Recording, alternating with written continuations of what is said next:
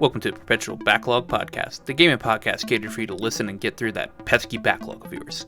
With hosts like Aqua, I have no idea what I'm doing, Dalit Duskwhite, Come for the games, stay for my friends trying to kill me with their horrible puns, and Leek Whipple. Hey, this is Leek coming at you with a funny one-liner that I've been ordered to record, but the joke is I can't think of anything, so yeah, finger guns, pew pew, totally cool. So I beat Majora's Mask this week. Well, Congratulations. That Thoughts? game is a lot. The game's a roller coaster. I don't like it better than Ocarina of Time. See, I agree with you. I do see why people like it a lot. The game's very weird towards the end, at least with fighting Majora itself. Overall, I mean, it was fun. The person I was playing it for got mad at me throughout this past 2 months while playing it because I don't play Zelda games the way that she plays them, and I also get angry at video games sometimes, and she doesn't like that. But I had fun, but I do think that Ocarina of Time is better. Yes, I agree. I'm just terrified of the fucking moon. It's gonna get you. It's gonna get you, and I need to load up my save file again and just let the moon hit the planet, because I actually never did that. Wow, And it's boy oh boy, needless to say, the game has a scene for that. Yeah, I need to do that. It's fun. I think I put in about I don't know how many hours I put into the game. It felt like I played the game for a very long time, but I played it like maybe twice a week at like maybe 3 hours maximum each time I played. So I'd say maybe 20 hours at most. Mm-hmm. The game's interesting. I like the whole mask, the whole mask mechanic in it, and I like how you can how it interacts with everything. But I'm, as most people know, I'm not one for Nintendo games, so like it does come off as really gimmicky to me half the time. Yeah, and I think that's fair because it is a gimmick. It's one that's worked fairly well into the game, but a gimmick nonetheless. Yeah. But I had fun. My next Zelda game will be Breath of the Wild. Yeah.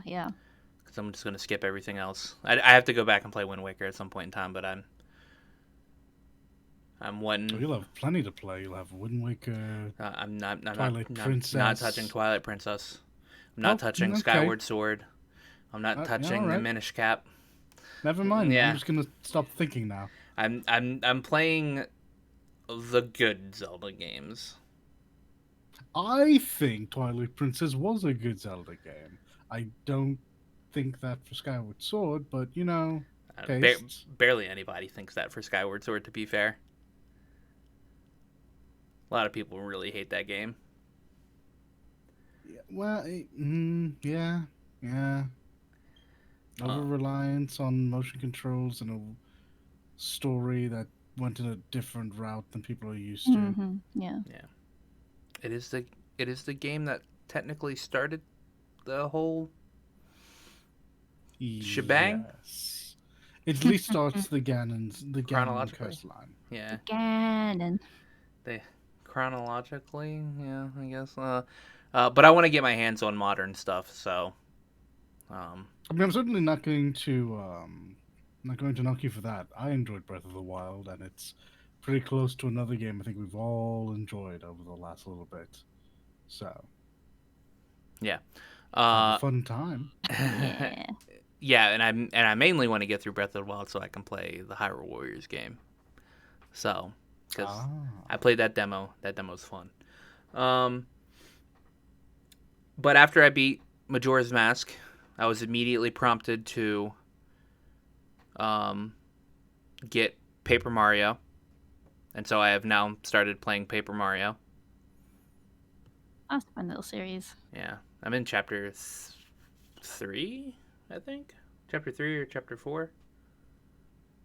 I've never played a Paper Mario game, though I hear nothing but good things about some of them. The first now three. that I think about it, First three. And then suddenly it takes a dip in quality, which is a shame. Yeah, it's actually really fun.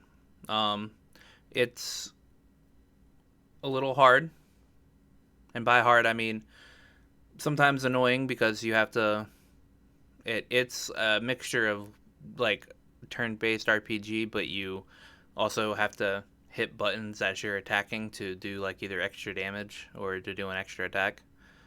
So it's got like a little bit of like an action element to it. It's basic Mario storyline though. Princess Peach gets captured. You got to say Princess Peach. But something. She's always been in on it. Something. Yeah. She's You actually get you actually get to play as Peach a little bit. There's like parts after each chapter where you have to use be as Peach and like explore the castle as it's like taken over by Bowser. So you can get like clues and hints to send off to Mario so he can beat like the bosses to release the stars, the star spirits that are captured by Bowser. So that's fun. It's really funny actually. The script for it's like actually pretty fucking hilarious. Basically making fun of Bowser the whole entire game. He does nothing to help himself. So that's been fun. And as game wise, I think that's actually all I played this week.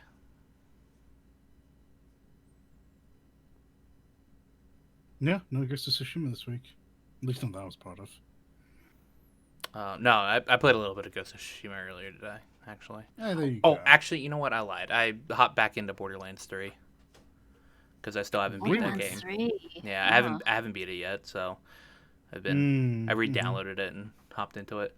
It's pretty much basically gearing me up because Godfall comes out this week, and so maybe like that will maybe hype me up a little bit more, and then hopefully when I see people play Godfall, I'm be like, oh yeah, I'm gonna play some Godfall. I have a passing interest in that, but its advert campaign has been very, very bad. Oh yeah, well it's Gearbox. Thankfully, it's teamed up with a couple of content creators, and I've been learning about it through them, and that becomes infinitely more consumable through a lens that is not Gearbox. Yeah. I'm like level 32. I have a level 32 Samara. So. Correct choice. Yeah. So I'm getting there. I'll beat it one day, maybe. I've been playing it in passing while I'm watching Bleach. And or playing the Bleach mobile game. Bleach. Bleach. I'm just on a huge Bleach kick. I'm actually where am I at now in Bleach? Oh, Aizen has now started attacking the fake Karakura town. So I think I literally just finished the episode at the part where goodness gracious, you sailed through that series. Yeah, where Ikkaku gets his ass handed to by an Arankar. So yeah, I'm almost at the end of what pretty much is my view of the end of Bleach. So I really just want to watch the Ukiura versus Ichigo fight because I know that one's like really cool. Everything after that's more like so.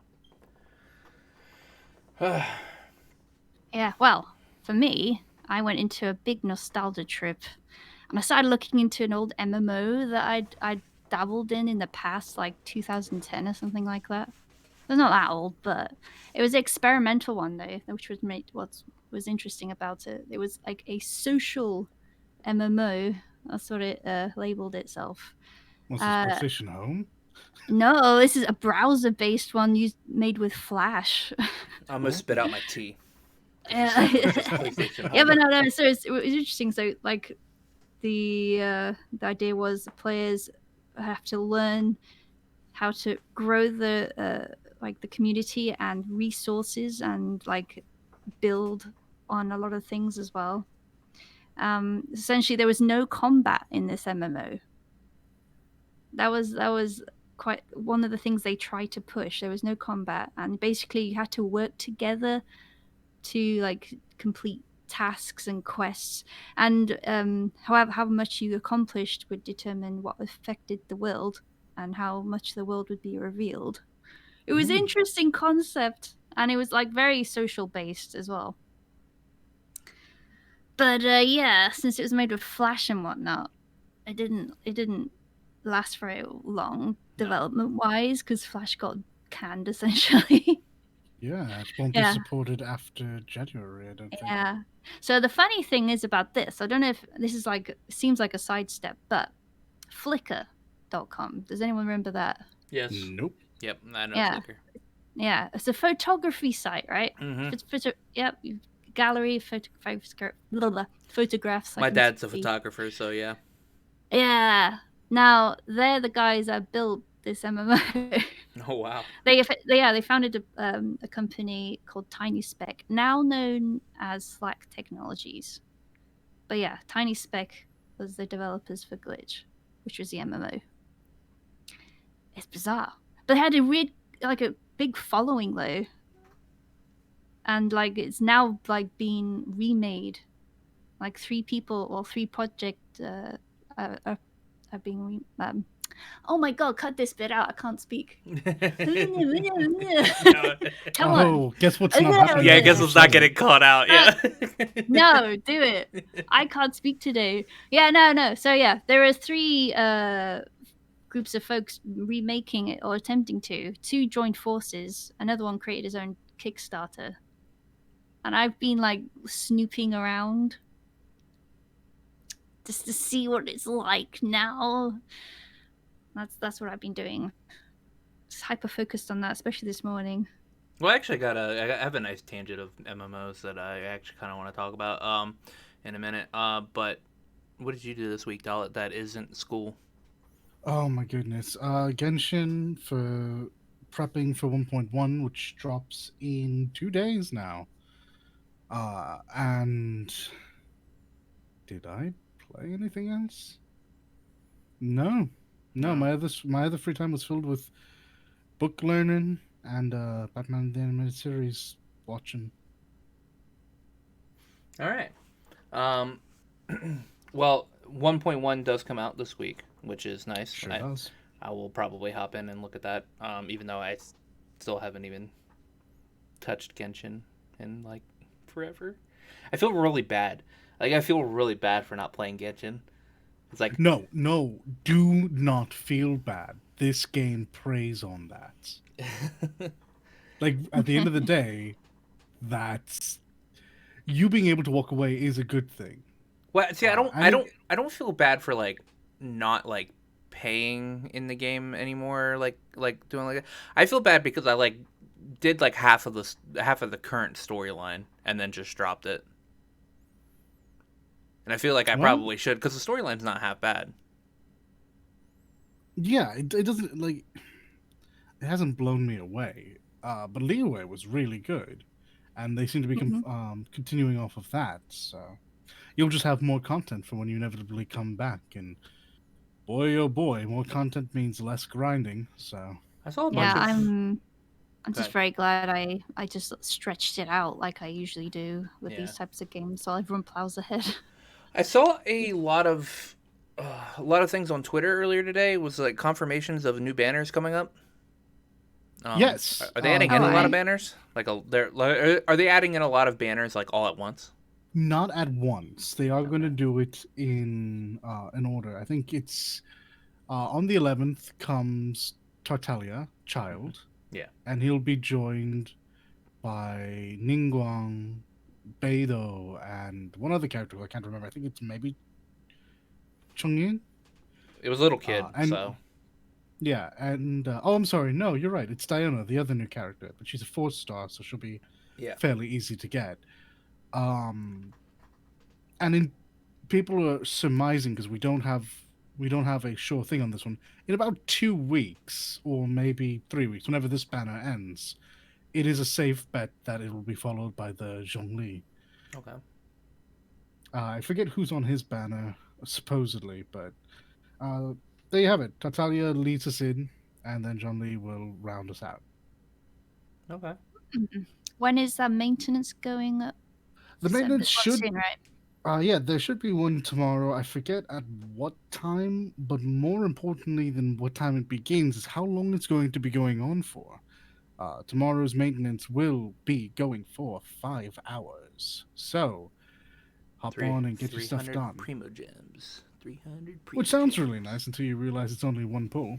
It Yeah. pisses me off so much. It's like 160 primo gems for one pull. Why is it for freaking 300? I know I'm they like, should drop it down to Yeah. Grinding my 150 teeth. for a pool. That way you can get two Yeah. pools out of yeah, out give of me 300. two. Come on. I genuinely can't defend I'm this not one at all. It addicted. doesn't make sense to me. Yeah. What was the thing with Fago, like when maintenance when you were in Same maintenance? same concept, different execution, because you needed less currency to pull. But yes, they also gave out oh goodness. What were the rainbow gems? Oh, they were um man, you guys talk about this all the time. Or you guys did talk about this all the time before Saint everybody quartz. stopped. Saint Yes, yeah, quartz. Saint Quartz, yeah. Yeah, so they also would hand out Saint quartz or more often just a handful of tickets for a bunch of unpulls. Mm. Yeah. It's not 1-to-1 though. You weren't guaranteed a 4-star on every 10 individual pulls. In Fate Go, you were only guaranteed it using the 10 Go, Yeah. essentially. Yeah. Whereas singular pulls in Genshin pay out better, but you just can pull less. So, Yeah. I'm still waiting on Ice Virgil, so maybe you'll be waiting for a while yet. maybe when they bring in Ice Virgil, that's when I'll pick up the game again and go through the storyline. My luck's been terrible. Okay, so my side thing about MMOs actually, Uh-huh. there are two. I'm not going to talk about Amazon's New World because I really don't care about anything Amazon's going to try to spit out. They've already proved that they're not a good game company.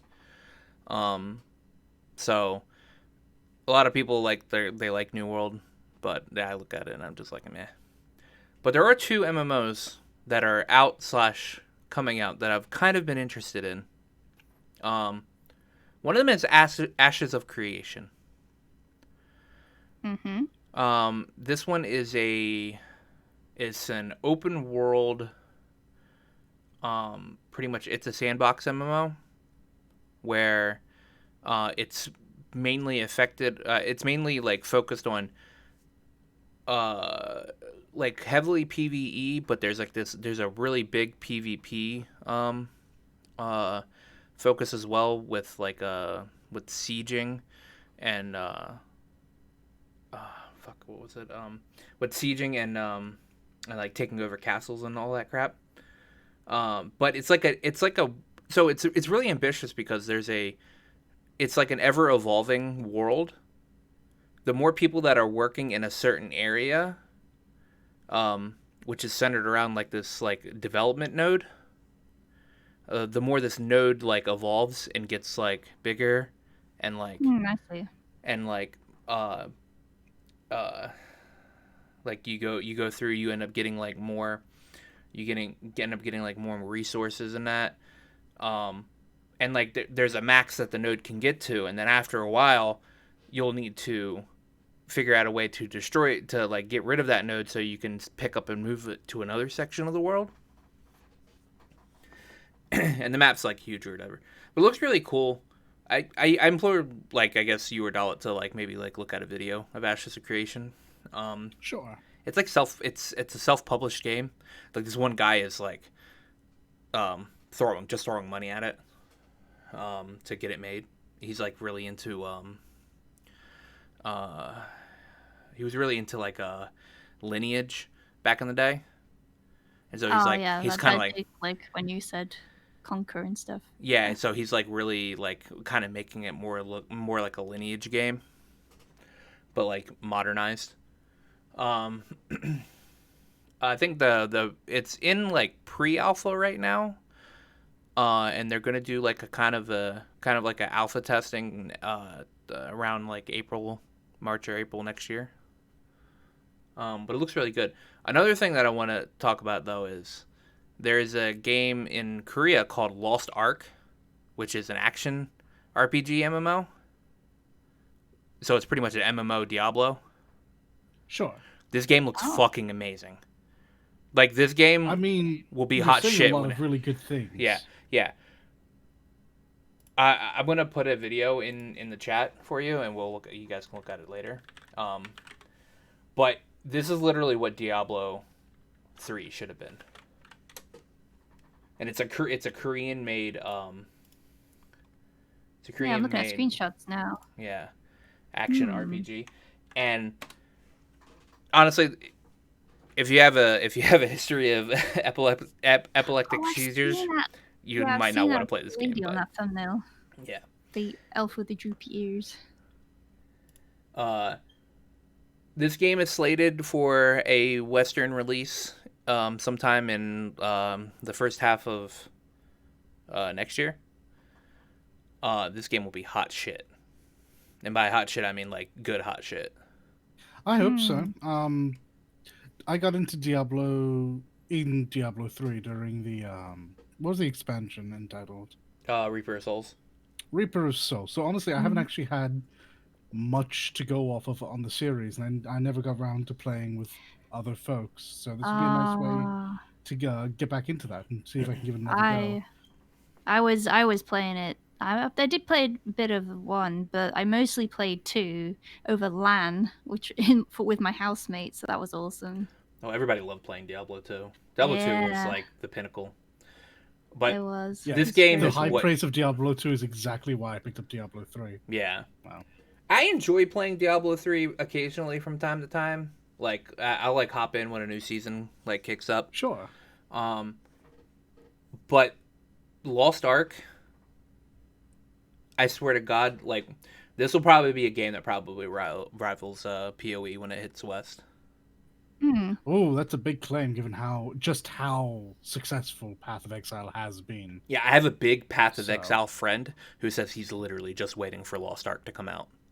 Oh, wow. Big praise. All right. Yeah. I'm all for it. I enjoy these types of games. Yeah, I am. I don't know what the business model is going to be. I think it's free to play. Just obviously probably cosmetically monetized. I should imagine so. It's Korean game, so they do it. Yeah. But yeah, definitely gonna try this out when it comes out. That's what I wanted to talk about. Like I might quit 14 sometime soon. So. Oh, quit. Yeah. Oh. I'm interesting. I'm on like this like precipice right here of like I don't really want to raid next year. You don't have to raid. I know I don't have to raid. You can just enjoy the game for other things. But I'm a raid leader. So. And therein lies his issue. They're not exiling you, are they? No. I haven't like talked to anybody. How dare you play this game if you're not raiding Aqua? Be gone. I know. I have to like talk to a couple people because I'm just like I don't think I'm gonna be really in it this tier, so I don't know.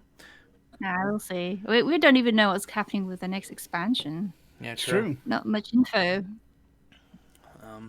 But what we do have info on is the rumors that I was talking about a few weeks ago about Mass Effect Trilogy Remaster is actually true. And they announced it was it 2 days ago on November 7th, which is N7 Day. Yes. There will be a remastered Mass Effect trilogy coming out in 2021. I'm excited for this. I'm This on is a good. sci-fi binge at the moment. This is free money. I wonder about this to a small degree, not because I don't think it'll be, profitable or anything. This is going to print money.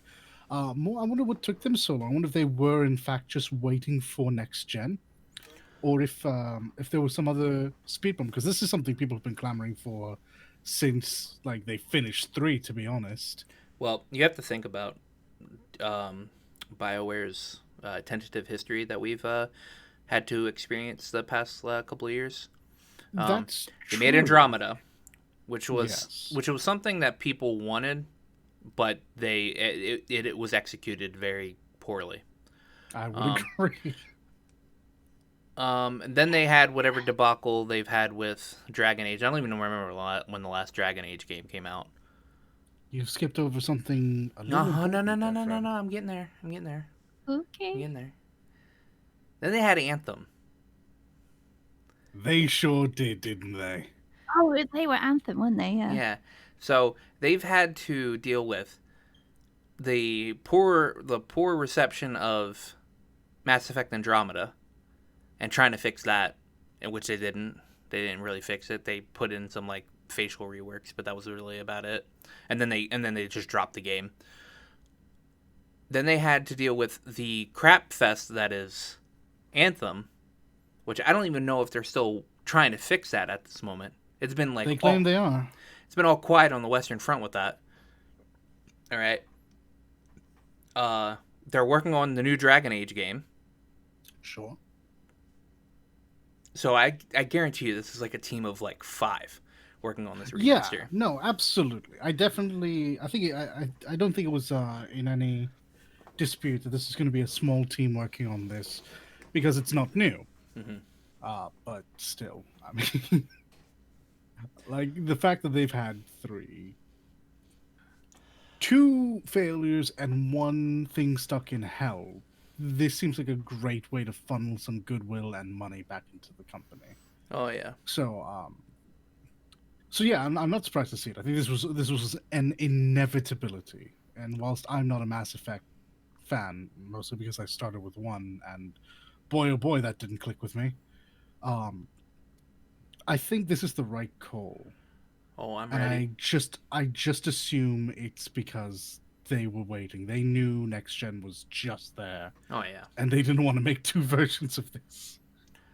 I mean, it'll sell, definitely. Well, Something. Tim Curry shouting space. Oh, goodness. They'll have to make the next gen well, they didn't confirm if it was going to be on current gen. I don't think they confirmed very much past it exists. All I know I is could be wrong. They could be making it for current gen too. I'd be surprised though. no. I'm be surprised. It's just a remaster. It's not like a remake. It'd be different This if they is were true remaking though. the game. This is true. Yeah. But it's just a remaster, so it's going to be like higher graphics, and then they're going to be like, okay, well, we can throw some ray tracing on this bitch. That'll look nice. Oh, it's gonna look great in that game. Yeah. I'm ready. I'm hoping they fix the gameplay for Mass Effect 1. Because the gameplay for Mass Effect 1 is a little wonky. This is what I keep getting told because I did try to get into Mass Effect, and I did start with 1, and people were like, "Oh, I'm so sorry. Yeah. That was not your fault. You should have started with 2," which is the weirdest thing to hear. See, I still don't agree with you should have started with 2. Always think you should start with 1 because 1 obviously sets up the foundation for 2 and 3. And it's just the gameplay for 1 is very not 2. Like 2 was the best. 2 is where it was So at. I hear. 2 was where it was at. And 3, I mean 3 was just 2. So so hopefully they fix up the gameplay a little bit for 1, make it more appealable. More appealing, not appealable. But yeah, I can't wait. person spreading. You're all talking rubbish now. But that's always me. I'm always talking like Yeah. horrible. I speak 2 languages. You know what languages I speak? English and bad English. Yes. I understand this. But yeah, I'm gonna get. That probably honestly, it probably will be a day 1 buy for me because I actually really love Mass Effect. I played. I think I've had over like a couple hundred hours in the Mass Effect 3 multiplayer. That game had multiplayer? What? Yeah, it was a horde mode. Oh, that makes sense. Yeah. Which is why we love playing Ghost of Tsushima so much. It is surprisingly good. What's not surprising is this next bit. It's painful. It is very painful. So Square Is it, reports, yes, it is, reports that they had a $62 million USD or million USD loss due to Marvel's Avengers. All right, hear me out. Hear me out. Square taking a loss on Avengers is at once both an awful thing to see. Obviously, we don't like watching devs like potentially lose a lot of work, and but it's also kind of good, not for the reasons you think. Allow me to explain. On one hand, there's the fact that an underachieving game is being called out for being an underachieving game. Not to be harsh, but let's compare this to Anthem. Perhaps not the same trash fire, but a familiar lack of content, poor matchmaking, and the promise of over monetization down the time was a recipe we've seen fail before. I'm genuinely happy it didn't succeed here. I'm happy that the Avengers name alone didn't save a bad game. It's astounding to me that companies never chat with one another or ever learn from another huge bomb. But on the other hand, it is unfortunate to see it fail given how many people were excited for it. And I certainly don't want the devs punished for failings that probably aren't their fault, to be honest. So, I agree, but I feel like the whole reason the game failed was just due to optimization. Oh, no, friend. Mm-mm. No, I think people were willing to give it a lot of leeway, but there was no end game. Oh, sorry, there was a lack of diversity in the end game. And where Ghost of Tsushima has its story mode, its horde mode, and its raid, which is probably going to be fairly similar, it had the upside of having a completely different game attached to it. Like, this was a bonus, whereas this game's entirety was based around what is essentially a horde mode, or a King of the Hill, or a domination, if you play Call of Duty, I think. So too repetitive. It's just not a game formula that's going to work if all you have is a horde mode. Right. Well, I mean, you didn't have just a horde mode in Avengers. Yeah, you had a 5-hour story attached to it. No, but like the multiplayer isn't just a horde mode. There's like it's all I've seen. It's all I've heard people talk about the game. No, there are missions. They're like lengthy missions. You go. Yes, but what do you do in the missions, Aqua? Well, what do you do in any missions in any video game? You beat stuff. Like, I mean, at that point, Fates and 14 are just horde modes. I mean, I consider that a series of boss encounters, but fair. Like, I mean, you have bosses you fight in pretty much most of the Avengers missions. Sure. I think you have to actually play it to actually really understand.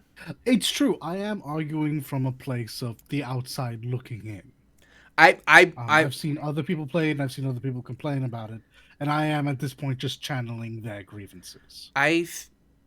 As somebody that has actually put like a good 30 to 40 hours into the game and has done multiplayer, the multiplayer is good enough to stand on its own for a little while.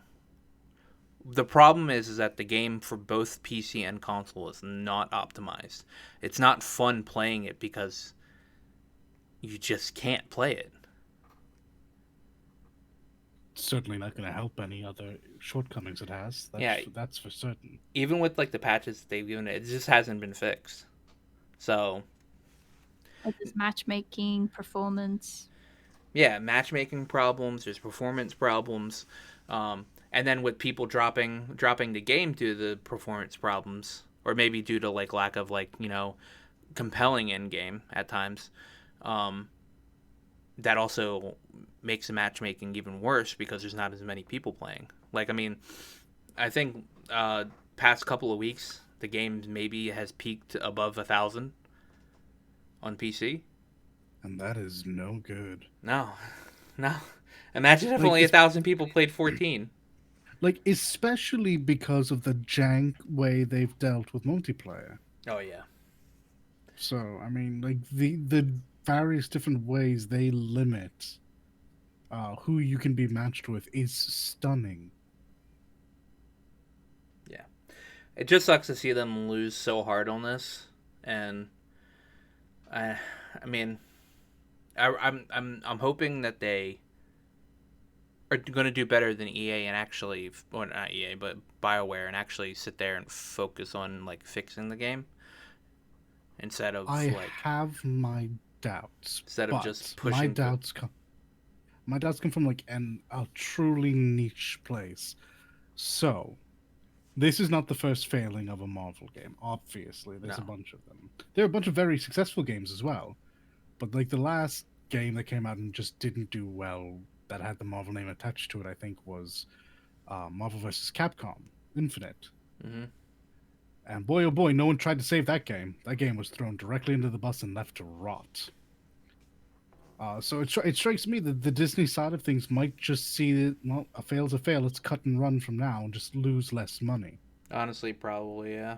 But yeah, because they have other avenues. Even in the game space, they have other avenues. They have other Marvel games. There's the Diablo-esque hack and slash game, and I'm sure a bunch of character-driven and licensed games. So, if this was just like a Square title, they might stick with it.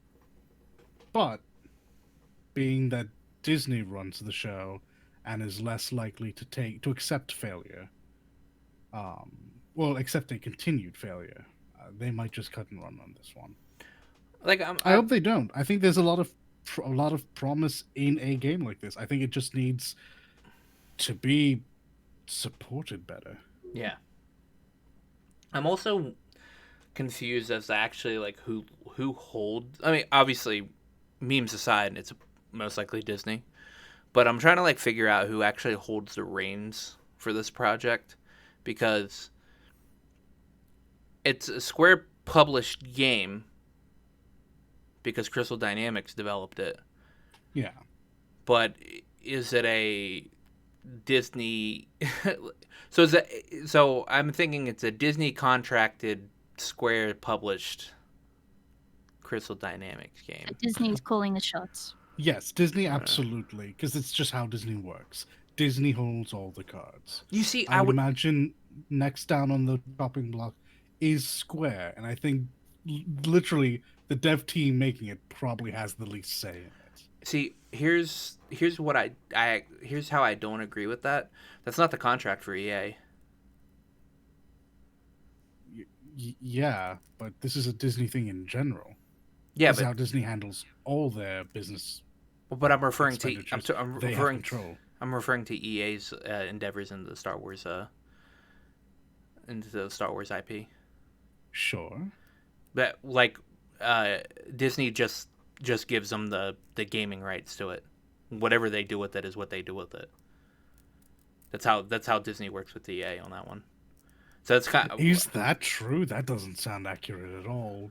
Disney being so paranoid about how their IPs are shown off. That can't be right. Well, I feel like surely they have someone they have to go back and talk to and clear things with. Well, yes, into the point where like No, see, that's where. Well, I don't know. It to the point where I agree to. I think they just allow EA to do what they want until backlash happens, which is what happened with Battlefront 2. It might be they were willing to trust someone a bit more experienced in the gaming business side of things. I mean, Lord knows first party Disney games don't tend to be very Oh good. no, God no. um, that I mean, yeah, there is that's reasonable. I think, especially after the business with EA, though, they'll probably not be so willing to let someone have complete control. Yeah, I don't know. I feel like because I think Disney was like, here, make some Star Wars games, and then they make some Star Wars games. But I mean, obviously they probably have to like run it by Disney, like, can we make this game? And like Disney's probably like, yeah, okay, and that fits within what like the writers for Star Wars wants or whatever. I feel like it's probably Hmm. I feel like it's probably the same thing with the Marvel game, because especially if they're contracting it out to Square, because the only thing they deal with Square is Kingdom Hearts, so Square's a bigger production studio though, so yeah. Uh, to back on Marvel versus Capcom, there's another people that are at versus Capcom at the moment. yes. Ha! Yes, indeed. Okay. Yeah, no. Capcom got hacked recently. Oh dear. In fact, I saw Hmm. this first and published, the news published on the BBC of all places. But there you go. Yeah, no. Recently, I'm just scrolling to my notes. Yeah. Um,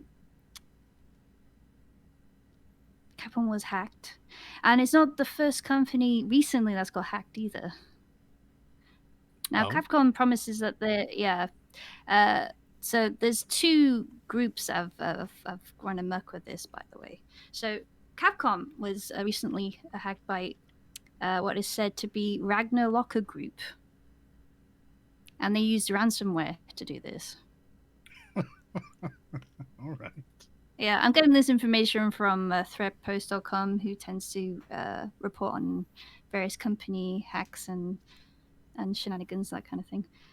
But yeah, so they essentially the ransomware they said to have employed is the type that basically steals data and then encrypts the network.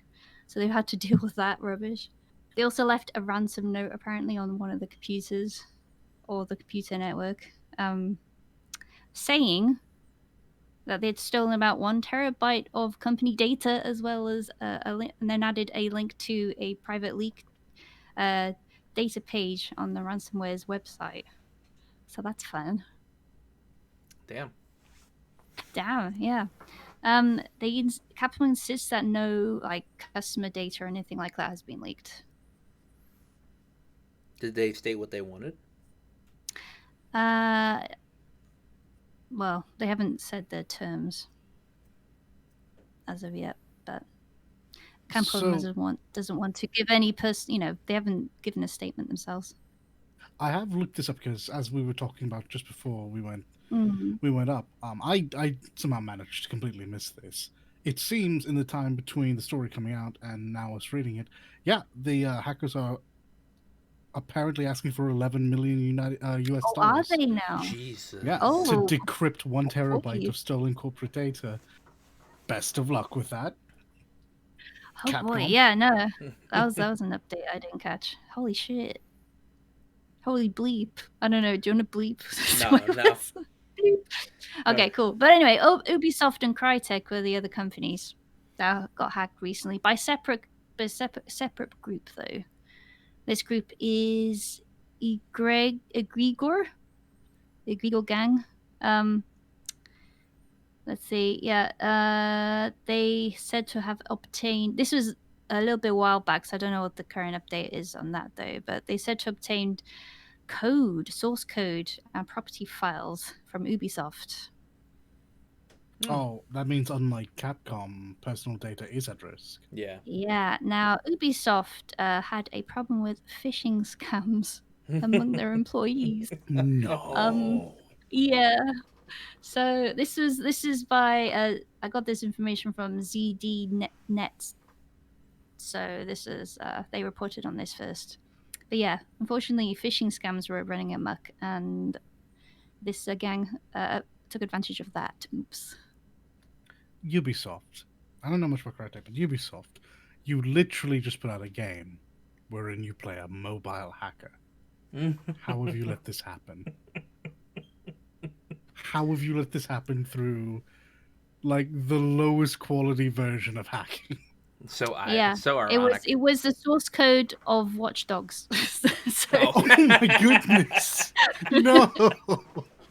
and their engine Oh apparently. no. Yeah, ZDNet said it was or is this the quote is in case of Ubisoft, they will not contact us with exact details, but the group began to start posting the source code of the upcoming Watchdog game and their engine. So, oh Imagine being a company that makes a game about world hacking just to get hacked by somebody clicking on "Do you last A long enough in random bed?" link. Oh my goodness. Imagine, This imagine, is imagine that's the story. Imagine that's this the is story. bad comedy. yeah, uh, yeah, sucks for Capcom though. I don't think they're gonna pay $11 million No. that's a lot. Well, for one so here's terabyte of my data. thing. Nah. So yeah, and that's my thing. Is 1 terabyte of data could be quite a bit, or virtually nothing. I mean, they say it's company data and private data, but there's, I mean, from the source I read, it didn't go into much specifics on that. I'm very interested as to what possibly could have been stolen. That is A, worth $11 million, and B, Maybe like bank details, that kind of thing of the company, That whatever. would I be don't know. worth. I mean, so actually, if that's true, the company itself can handle that. Yeah. It's going to be a pain in the butt, but there are there are things in place to change all of that. What could have been stolen that didn't pertain to anyone but the company and is worth? I mean, yeah, maybe. I don't know. It sucks. It's unfortunate and it's kind of scummy. But what are you gonna do? Let's see if there's a follow up to this for next week. Yeah, I It's imagine quite we'll hear a bit humorous, about this. especially Ubisoft. Yeah, especially Ubisoft. Well, speaking of millions and millions of dollars, um, the Switch hit a milestone. It hit 68.30 million units sold over its time of being out, which is now more than the NES, which is at 61.91 million. It's now the Yeah, this is really cool. second highest Nintendo console being sold, right under Uh, the Wii. I mean, yeah, that's definitely true. It's a bit. I feel like that's a bit misleading, especially since Nintendo tends to favor its mobile division. Yeah. In my head, the Switch is now the 12th highest selling console and the fifth highest selling Nintendo console, because I am taking into account the 3DS and the DS and all of that. But yeah, either way, this is big. This is they got there pretty quickly, and there's nowhere to go but up from here. Mm-hmm. I'm still waiting on the Switch Pro. Yeah, it's kind of been rumored for a while now and just hasn't come out yet. But yeah, that'll see big sales when it is inevitably dropped. Mm-hmm. So we're gonna get into our little tidbit of Xbox news. So a redditor claims to had to obtain a Xbox Series S, and yes, Series S, ahead of the launch days, and had confirmed that the console only had 364 usable storage out of the 500 gig SSD. This is a console that has no hard drive, or it has no disk drive. It is fully digital, and it can barely hold the next COD game. Yeah, that was my takeaway as well. Like, this being next gen, this feels wrong. I mean, the next gen consoles have all been pretty sketchy about their capacities. Yeah. Every time anyone talks about the size of any of them, players learn they have less and less room Yeah. to store their content. But this is another one. This is on another level. Call of Duty's like 250. If Gigs you look now. down right below it, it's 285 gig minimum for Call of Duty Black Ops Cold War. I'm sorry, I undersold it. So yeah, enjoy playing one game at a time. And I think for a lot of people that's probably fair. A lot of people who play Call of Duty, their console is just their COD box. But this is kind of not okay. I mean, let's be fair. A lot of games that people are mostly going to play are going to range anywhere between like the 30 and 50 gigabyte range. Yeah, It's perhaps Call of Duty is not the best point of comparison. This is true. the big AAA games are going to hit the 70 to 120 mark, which is Call of Duty range, I guess. A section of Call of Duty is 120. I think like the multiplayer is like 120 gigs. Yeah, no, I'm actually I got an argument with a friend earlier today over this because Microsoft is like marketing this thing as a cheaper alternative for next gen, all right? They are marketing it as a 1440p console, not 4K. But the problem is this console can't even run the same backwards compatibility of an Xbox One X version of a game.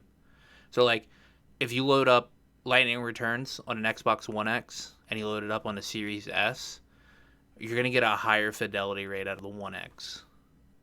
Do we know why that is? That seems weird. It's the RAM. The RAM is like almost half of what the Series X is. Okay.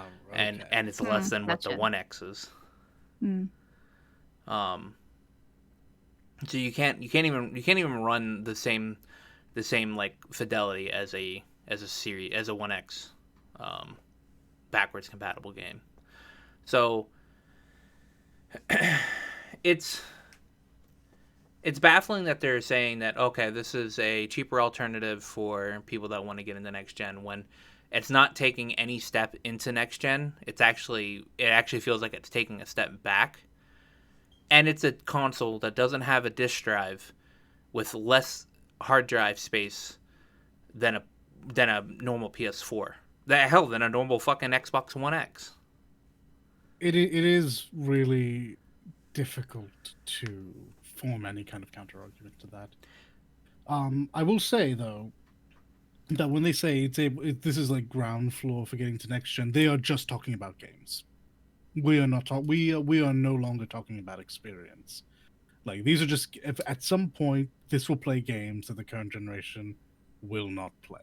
That's all they mean by that. I'm certain of it. Because as you've said, this performs on par or in some cases below that of an Xbox One X. I had to make sure I said that right. Yeah. We'll get more on that later. I'll never say it right. I guarantee. It's I'll try. It's and then the argument was okay, all right, well maybe you're not looking for like the super high quality fidelity, right? That's fine. You could still play the game in 1440p, which is higher than some consoles, I guess, at the moment. But the other problem is that say this is your console that you want for the next like 2 to 3 years. And games are just going to get bigger and bigger. And you can only use 364.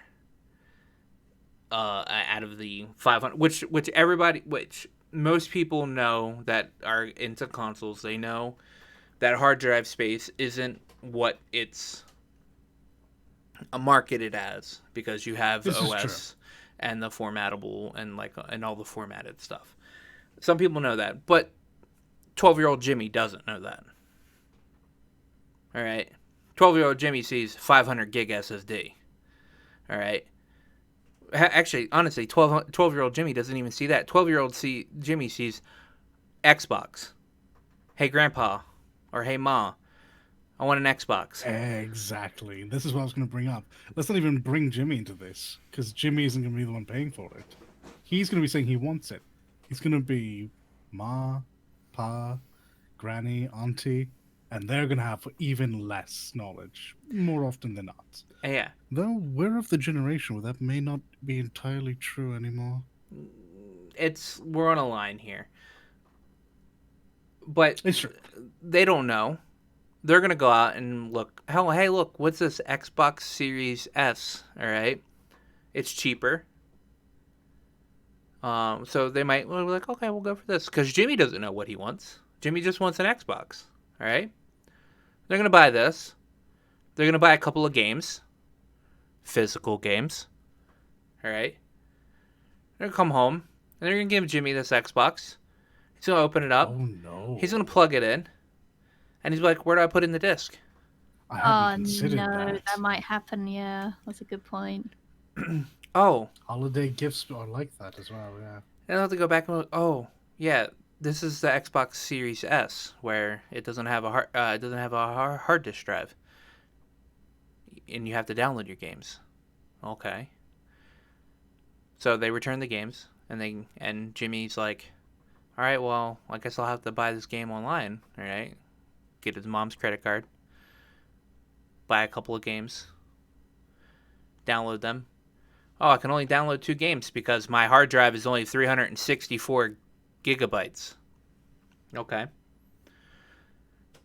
Well, they're not gonna increase the size of that hard drive, because the only people that are gonna increase the size of the hard drive in consoles are people that know that they're gonna need to increase the hard drive in consoles.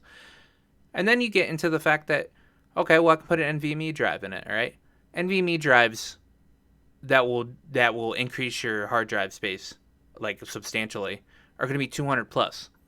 At that point in time, you may as well just bought a fucking Series X. Gosh, And at you're that point, I right. do agree with you, yes. Yeah. So in no point in time is this a cheaper alternative. Well, so, quick devil's advocate, because first and foremost, I agree with you. This is a scam. But there are people who are only going to play a handful of games and who don't care about resolution. They just want to have it put down. I want to play Call of Duty. I'm going to get this one and the next one. And when I get the next one, I'm going to stop playing this one. And that is like the only person who's going to be getting their money's worth. Yeah. Because I mean, I don't like, after having a PS4 and buying a lot of things digitally in the back half, I got used to realizing sometimes you just got to take things off of your console and just have it in your library. But that, oh boy, And yeah, that probably shouldn't be something you have to do all the time. so this is what should have happened with the Series S. It's fine that it doesn't outperform the One X. It's fine. Okay. It's just a console that can do up to 1440p. All right, and will be, I guess, have a higher graphics card in it technically. And I think the CPU is good, but I think the RAM just bottlenecks everything. It's fine. But here's one of 2 things they should have done. One, they should have put a hard disk drive in it, or given it a terabyte of disk space. I tell you what, and I may live to eat these words. Xbox should have done exactly what Sony did. Oh, no, Xbox should have done exactly what Sony did. But if Yeah. they were wanting to do this mid-tier console crap, what they should have done with this is that I've had either a hard drive, because I'd have been okay, 300 and something gigabyte hard drive, all right, if the console had a disk drive in it, because then you don't have to worry about it. You just get the physical copies. But no, this doesn't help anybody that either wants a digital console or, it just doesn't help anybody. No, I think the digital side of things on both consoles is kind of an interesting. I wouldn't even say it's a problem. It's just this interesting take, because honestly, I think best bang for buck is just going to be buy the standard version of both, even if you just want to do digital stuff. A, you have a fallback, and B, I think overall it ends up being a better deal. I was sitting here this morning and yesterday contemplating that I guess whenever I get a PS5, I was like, maybe I'll get the digital version because it is $400 and it's the same exact console as the $500 one, the one with the disk drive. Which, by the way, I'm always confused as to how a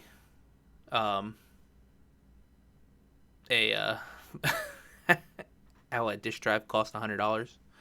I'm a little confused on that one, but I guess it's a Ultra Blu-ray disk drive. But then I look at over here at my PS4 games because I do have a few physical copies, and then Sure. I'm always like on the edge because I own Kingdom Hearts 3 digitally. All right, I own all the Cold Seal games digitally, at least the Japanese ones. I own all the Kingdom Hearts games digitally. I don't own Diablo 3 digitally, but I'm never going to play that on the console ever again. I have Shadow of Mordor, but I'll probably never play that ever again. I own World of Final Fantasy on PC. I also own No Man's Sky on PC. I don't ever play Guitar Hero Live because that game was shit. And I have Persona 5 Royal digitally. And Bloodborne's going to be free. So, I think at this point in time, I actually might get a digital version of the PS5. If you're sure that you're never going to want to head back to physical, then yeah, I mean, you're saving $100. Well, see, the problem is I buy physical versions of games, but I always end up buying the digital version of them as well. So I just have like physical games for collectors, for like collecting stakes. So I'm still not sure on it. I mean, I don't have the money to buy a fucking next gen console anyway at the moment, so I'm not really worried about it right now. I don't know. This is back to a topic that I just have a lot of feelings on, and it's just pricing in general. Yeah. But $400 is good for a next gen console. I'm saying. Absolutely, this is not one of the issues. It's closer to when you said I'm not sure how a disk drive is $100. That gets into a lot of other things I think I'll cover a different time. But yeah, no, suffice it to say that for the issue that was brought up, the Xbox One S, it's a bad console that's going to cause a lot of issues. So I'm gonna lay this bet here right now. I give this console 2 years maximum before it's wiped out. Oh, before they just stop producing it. Before they stop producing it, before they stop even thinking about it. 2 years maximum. I'm just waiting on the initial, when people initially start getting it and the feedback from that. Well, let me tell you about people getting consoles. Let me tell you about people getting these next-gen consoles.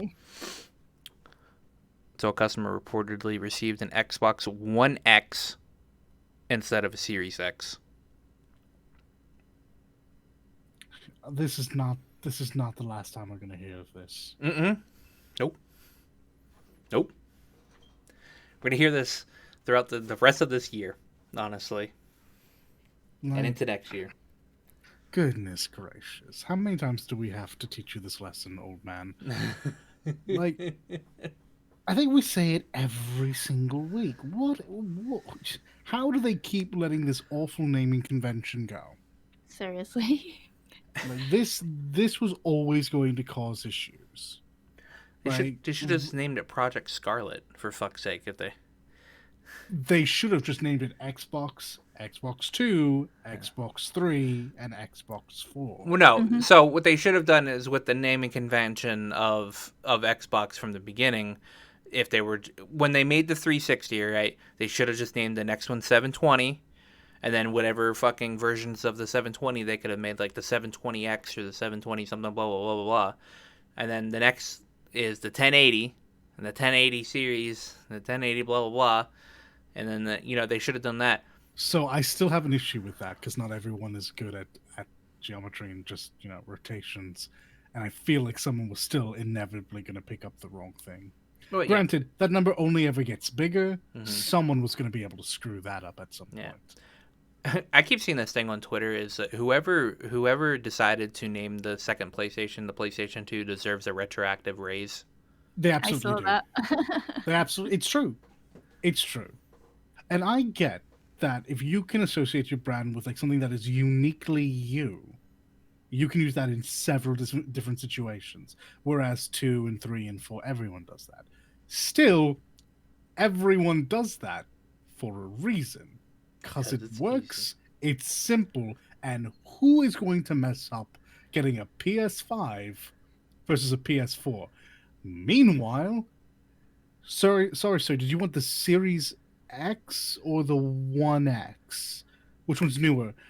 The let me look it up in my system. We got a One X more recently. Oh my god. Sorry, madam, do you want the X or the XX or the XXXXX? What happened to the XXX? No, we don't. We're not going to say XXX. That's lewd. This guy that got a Xbox One X instead of a Series X, he also triple checked his order, and it says Series X on the order. So whoever he ordered from was just like, well, fuck this guy, I'm giving him a One X. I mean, no, Oh, like no. that's the other issue with this name. There are multiple points of failure along the Yeah, that's shipping right. route. Human error. So if any one of those people reads that name wrong, suddenly you have the wrong piece of equipment. Yep. And the initial receipt will say you ordered it correctly. But I mean, this is what happens. Mm-hmm. Angry shoppers. Black Friday, here we come. Oh, it's going to be fun. Oh, speaking of which, we're gonna skip the AC Valhalla and like the game news because I guess we're talking about next gen anyway. Might as well go that's to next gen consoles. Apparently, will be in store for GameStop on Black Friday, so you can actually go into GameStop to get a next gen console on Black Friday. Okay, now does this surprise anyone before I go on? Kinda. Does it? Okay. Yeah. All right. Well, then maybe this will have less of a blow than I thought. This was never in doubt for me. And even retailers are going to cover their own butts for like the largest shopping event of the year in the United States. I'm willing to bet with every single purchase they made, maybe half of them went out for sale at the pre-purchase, the pre-launch. I am certain they have been hoarding these just to make sure they had physical units for Black Friday. This is such a big deal. And it's going to generate a lot of revenue. And I genuinely, I'd rather lose revenue off of pre-order than off a big day like that. Yeah. Yeah, Also, I sorry can for see that. Workers. Oh God. Yeah, people at GameStop. If there's a time you don't ever want to be working at GameStop, it's going to be on Black Friday this year. I feel bad for all retailers during this time. It's so people don't know how to behave. Yeah. My next bullet is next gen game prices. um, and that was um, I should have elaborated on it, So this is the Bloomberg article that said yeah, initially $70 wasn't the set price. They were yeah, Yeah, GameSpot as well. Yeah. considering yeah. considering being more expensive. This pissed me off so much because like people's wages don't go up with the game prices. Mm-mm. So at some point, someone's not going to be able to afford games. Like someone in this call. You know, Not putting myself you out, know but why you know why game development's so expensive, right? Because the CEOs need their money. yeah. But at some point, they're going to have to realize people's wages don't go up. No, they don't. Like not even in Japan, people's wages, even though the economy isn't doing so well over here, yeah, no, people's wages are not going up. There's this trend in the in gaming in general where they're still even now chasing more photorealism, bigger open worlds, and just a lot of unnecessary things. I love the concept of lower loading times and all of that, but generally speaking, I find this I find games become more expensive for unnecessary reasons. Yeah. And so to use that as this weird smokescreen for why games are getting more expensive has never sat well with me. Because more often than not, I don't give a shit if I can see the pores on your character, mate. Like, I'll put this in perspective. For the Sony people, I liked Drake in Uncharted 1. I thought his super upgrade to photorealistic Drake in subsequent games as it got better and better was completely unnecessary. I think that trend chasing needs to stop. And if games are getting too big and too expensive, that should be a sign that you're doing something wrong. Time to stop. It's a bigger issue because apparently now we're paying for it. It's not investors, it's not the company. Now they're going to find ways to nickel and dime us through monetization and now through initial sales. And that is fucking disgusting. Agree. Now, if for whatever reason I felt this money was being evenly distributed down the chain, I might be more accepting of this. I'd still have plenty to say on it, mind you, because games aren't exactly bringing in meager sums. No, they're But definitely not. they're not. They're bringing in hearty sums of cash, and most of it goes towards executives. Mm-hmm. Or it goes back towards the investors, which in that regard is kind of fair. I mean, you put money in, you get money out. Like, it really does come down to games make enough money that this didn't need to change. This especially didn't need to change with monetization being the way it is. If you're going to ding me after I purchase the game, I should purchase the game perhaps at less of a premium. Mm-hmm. Like the way that monetization works in games is already really strange. I could do a full solo video on why fighting games are awful. Look forward to that, guys, in the future. We'll have an offset of Dalit rants about fighting game monetization. Oh, there, and if I do that, I'll be sure to do another one on this because I need time to focus my thoughts to actually be coherent on this subject. Because at the moment, I'm just old man yells at cloud. Oh man, Genuinely though, the monetization strategies going forward need to be evened out. Like $60 was fine when it jumped up from the previous spot. That's sure, whatever. But that really ought to have been the cap. I don't see a reason why games cost more if they're going to make $1 billion.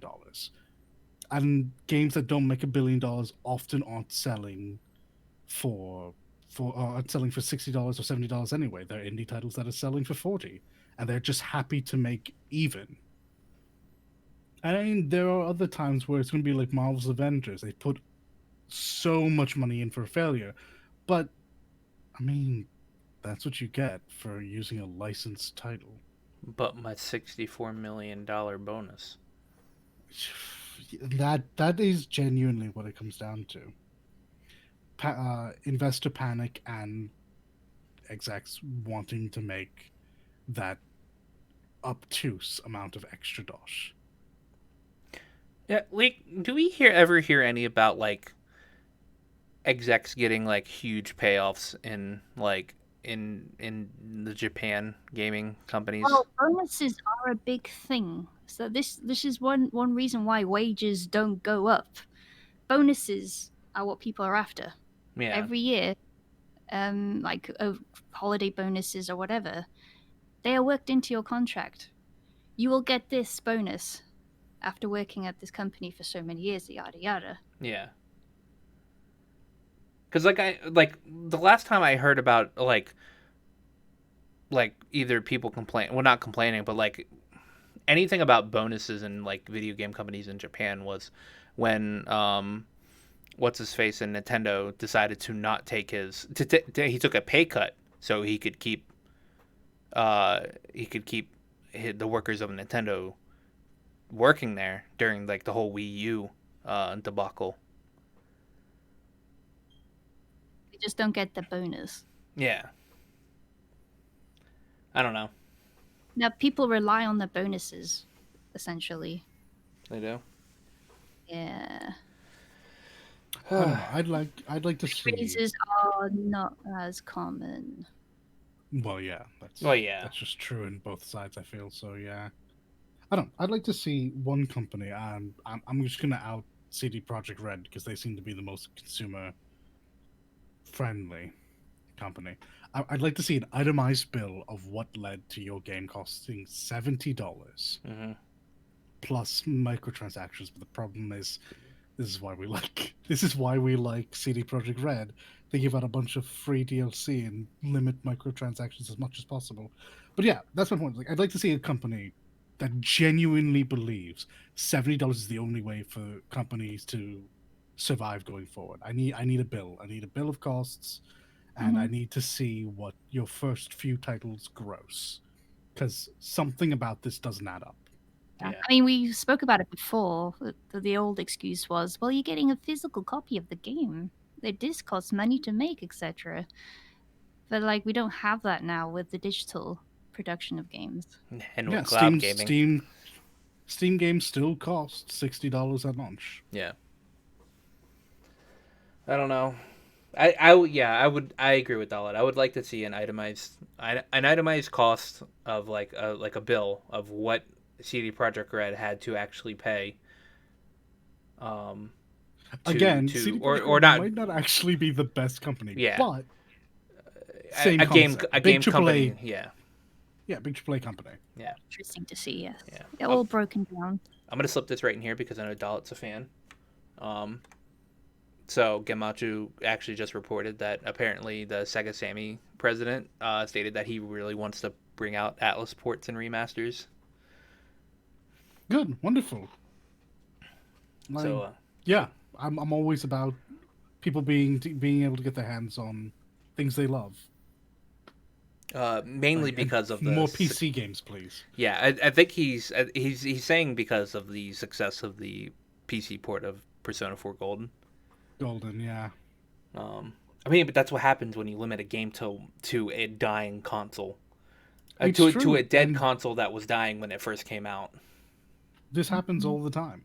Yeah. They panic and then they don't want to spend the extra money to port it over, which admittedly is fair. I know ports aren't a simple job. I have feelings on that, but I think ports are necessary evils. I think you should open up to as many players as possible to find out where your company will see the most success. So thank you, Sega. Maybe now I'll play your games. I mean, you like Persona games, man. I like Persona 5. I've actually never been able to finish 3 or 4. One day. Yeah, one day. Especially if they come to PC. Well, I guess 4's already on PC, so I'll have to give it a go. So Assassin's Creed Valhalla comes out this week. All right, tomorrow. Actually, today. Actually, for current consoles, it's today. For PlayStation 5, it's the 12th.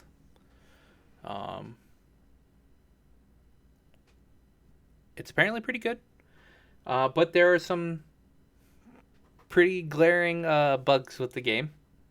Interesting. Somebody that I know that is pretty in bed with Ubisoft, so he tends to get games early from Ubisoft, like Far Cry, and he gets invited to all the Ubisoft events and everything. Mhm. Um, he got a hold of Assassin's Creed Valhalla for the PS4 Pro. He's playing on PS4 Pro, and out of the 60 hours he played, by the way, it takes 60 hours to beat this game, which is honestly probably one of the longest Assassin's Creed games out there. Um, he had 14 hard crashes, and the last five, yeah, and the last 5% of the game is bugged as hell. Oh no. Oh no. I mean, to be fair, no, not to be fair, to be realistic, this is not new for Ubisoft. Assassin's Creed titles. Yeah, just Ubisoft in general. But man, you always hope they finally fixed that. Nope. And to be fair, I mean, I caught Jason Schreier's update to this, and he seemed to be really enjoying it. But even he admits that it gets jank, and there will be crashing, and you will need to reset your console multiple times. I wonder if this is just a current gen problem. That's entirely possible, or who knows? There might be a day one patch that fixes this question mark. That Oh, that's seems a to be a possibility. popular thing. Yeah. That'd be nice. But as is from all the reactions thus far, that's rough. At least like positive like feedback I've heard because I read a review this morning. It's a PC Gamer, so I don't know how legitimate it is, but they did note some things that I'm happy that they're changing for this iteration of the game, of the series that is. So, like, when you're progressing through the story, at certain points you'll be heavily gated by the level you are. Yeah. They're insisting this time that progression isn't so blocked by your current level. You don't have to, for example, get extra XP boosters or level boosters. You don't need to do side quests to level up enough to progress with the story. That's good because you can take forever going on side quests. You might, Oh yeah, these oh were big gosh, failings of the previous two titles. Yeah, where you exactly. needed XP boosts and if you weren't doing um the side Every quests. quest you saw. Yeah. Yeah, Yeah. yeah, exactly. So Um, they're saying it's not that bad in this one. And another one that I found interesting was that you could switch between male and female whenever you wanted while you played. Oh. You weren't locked oh, into a sex in this one. Oh, Yeah. that's pretty interested if nice. that's because I'll be interested if this is them doing the logical thing they've done before with like Syndicate with Evie and Jacob, I believe is his name. Yeah. And like you're Yeah. playing as a set of siblings and not just this one singular Ivor. Yeah, you have an NPC sibling, but Ah. unlike Odyssey, the sibling isn't the other sex version of you. Oh, you It's just a have another separate sibling. NPC altogether. Okay. You're Yeah. just more Oh. free. Your story isn't affected by who you are at the time as much. Oh. I That's mean, actually really good. that's neat. Options are options. Good on Ubisoft. One thing I'd like to know, and this is more of a personal thing, and I don't think it's going to make sense to a lot of listeners, but I kind of hope it's not as large. Because, boy, oh boy, I loved what I played of Odyssey, but there's just Too much. so much that I was never going to fully appreciate everything it had on offer. Like that, like, it was just a case of I'm finished with you now. I have burnt myself out because there's just too much. There's too much open land. It's not even unique content. It's just doing the same thing in different places. So Do you want to see the I'd map? like to see that toned down. Oh no, eating your words Um, immediately. hmm? Um. It's very large. Oh, I Yeah. mean, it can be large. I'm not against like a large game. I just hope it's not as I think large, or if it is this as is. large, I hope there's more to do in it. I Yeah. hope things aren't just reskinned events. Yes, yes. I know what you mean. think that's the picture of the Is this current Britain? layout. It's Britain. Look at that. It's England. Look at that. Yeah. Oh. I'm gonna watch some people play Valhalla. I still need to. Man, it's really hard to play Assassin's Creed games now. I miss the glory days of Assassin's Creed 2 to Brotherhood. Same. I've never made the mental jump I think needed to fully enjoy the new ones. Yeah. Yeah, there's not so much assassinating now, No, especially it's- this one. Vikings don't tend to. I think you have to think of it less of an Assassin's Creed game and more of just a action role playing game.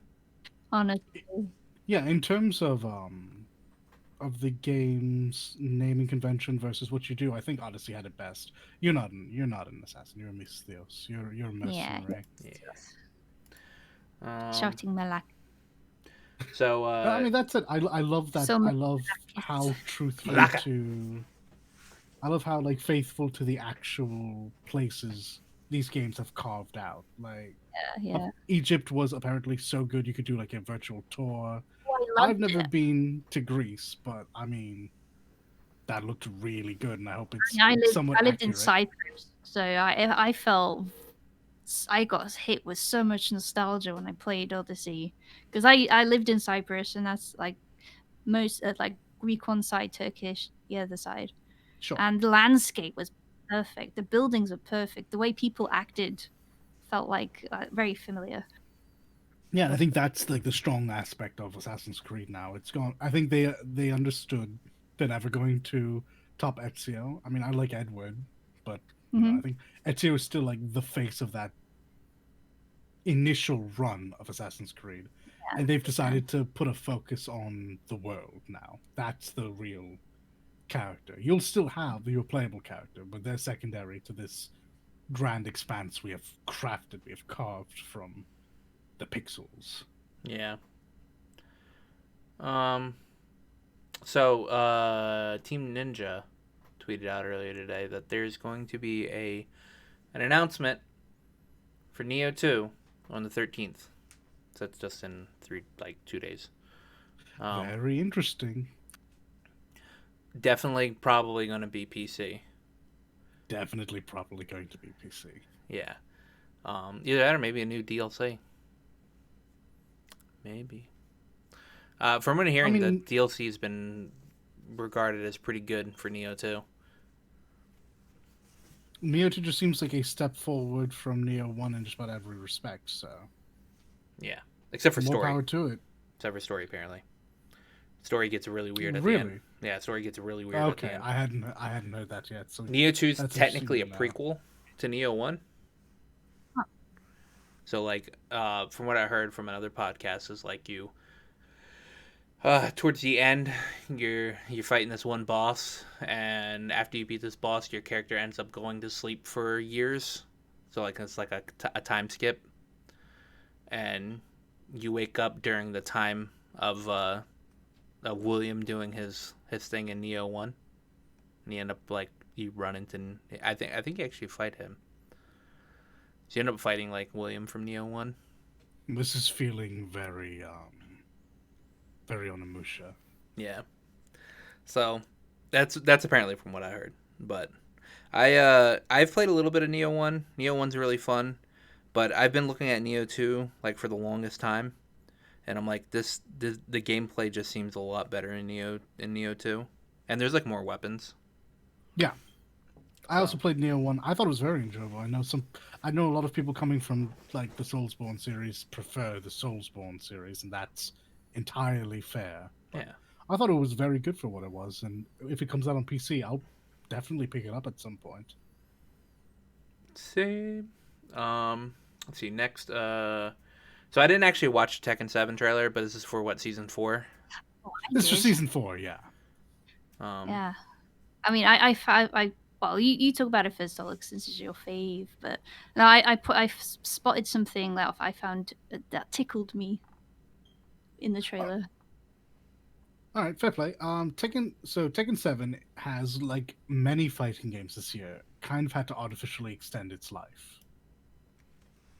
It's pretty common knowledge that this was never planned. But season 4 brings with it more than just Kunimitsu, who is very welcome. She is technically a new character, but it's a returning style. With this comes all the usual accoutrement with a fighting game. There'll be a rank reset, there will be updated frame data. New moves have been added, which is not common in most fighting games, but it is common in every season of Tekken now. The user interface has been shifted, new stages have been added, and I believe they're doing a cheeky shout out to Pac-Man's anniversary. Really? Yeah, because I mean, let's not forget Tekken 7 is Namco Bandai. That is the same Yeah, company. true. Oh, that's funny. Most important of all is that the online play has been enhanced, and whilst I haven't had my hands on it yet, this is it's a little too late to be make a break for Tekken 7, but this is a big thing in fighting games right now. This has been a big talking point since COVID started, and in-person gaming has had to go down. Supposedly, according to Namco Bandai, according to Harada-san, response improvement has happened, and this is using their weird Tekken is 3 rollback. Still not sure what that means. Um, Perceived delay happening during online matches has been improved. Again, a really weird thing to say. Hmm. Importantly, a Wi-Fi indicator has been added, and I think for a lot of people who fighting games are their game of choice, that's a big deal. Yeah. So this has all the feelings of prepping things for Tekken 8 and letting us see a lot of what's to come. So we'll see what happens. I have Tekken. I will probably pick up Kinemitsu 2, but because it's just a season update, I will have immediate access to this. I do hope they improve online play because I want to play fighting games. Yeah, well, I mean, they're still using that weird proprietary rollback instead of just, GGPO, but whatever. So long as it works, it works. And Tekken's its netcode has been kind of jank, so this could be a real big thing going forward with the rest of Tekken 7 and into Tekken 8. Yes.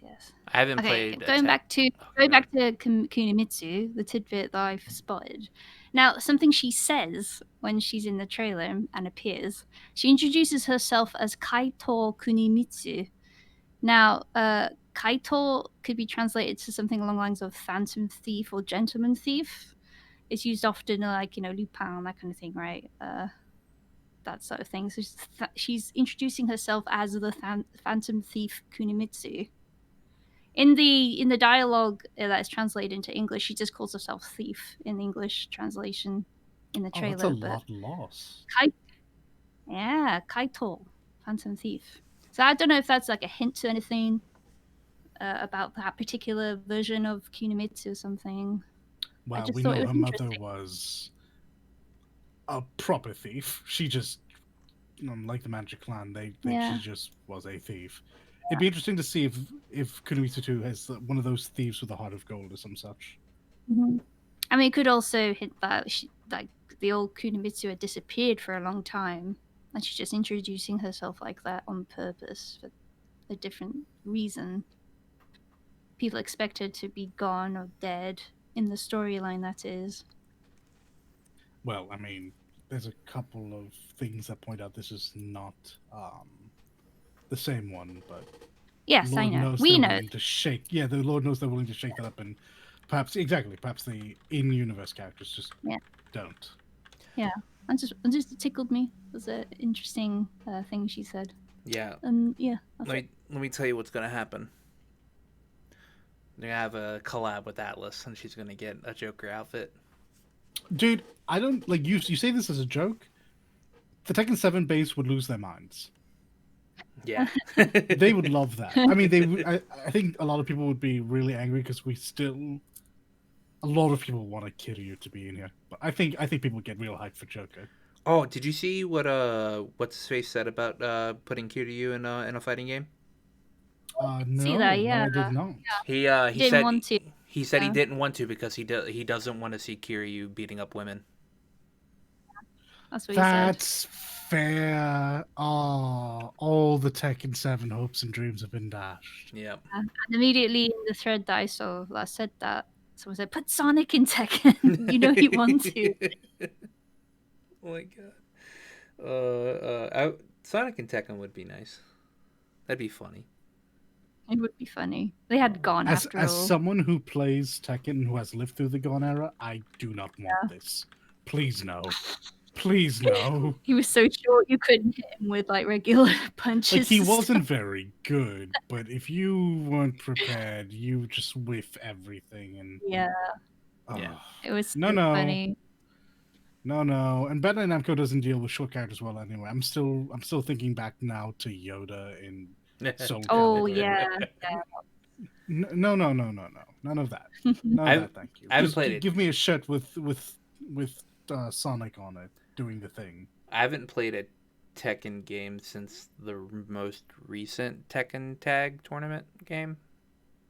That's only the last game that came out. You're only a game behind. Oh. Yeah, I know Tekken 7 makes it seem so far ahead. but before that, I hadn't played a Tekken game since like Tekken 3.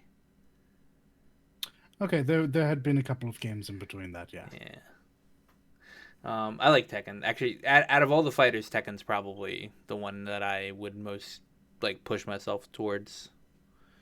Not counting cross tag, but that's only because of Ruby characters. Um, Warframe put out a next gen trailer this week. It looks fucking nice. It does. It surprised me how much how much of a facelift they were given. They show comparisons like side to side That loading time. of like the loading time and like what the graphics look like for it. Oh man, yeah, the loading time is it took. So there's a anybody that's played Warframe knows that there's this door on Earth that you click on to go through to go out into like the open plains. Um, on current gen, it takes about 40 something seconds to get through that door. All right. On next gen on the PS5, it'll be it took them 10 no it took them like less than 10 seconds to get through that door. Like it's like pretty much as soon as you clicked on it, the door opened. Yeah, it was something silly low. It was really good. It was what you kind of always hope for it to be. Yeah, it looked nice. I play a little bit of Warframe every now and then. I have a friend that plays, pretty much the same friend that does that's waiting on Lost Ark. Um, uh, Warframe's fun, but it's like one of those games that like if I'm not playing with somebody, then there's no real point in any rhyme or reason for me to play that game. I think that's why I also didn't make it very far into that series. I mean, also I don't like the aesthetic, but if I had someone to play with, I could probably hang around with that game for a longer time. Yeah, I gotta be playing with somebody to actually like sit down and actually play that game. Same with Path of Exile. I played like one session of Path of Exile, and let me tell you, that game's complicated. I've seen the leveling screen. It looks Yeah, you've seen the skill overwhelming. tree Yeah. for it. Yeah, it's ridiculous. Absolutely. Imagine like okay, like you've seen the sphere grid in 10, right? of course. Yeah, imagine that fed with like copious amounts of crack and heroin. Yeah, it's expansive. Yeah, it's massive. Oh gosh. It genuinely is like looking at the sphere grid in the most zoomed in setting. Yeah.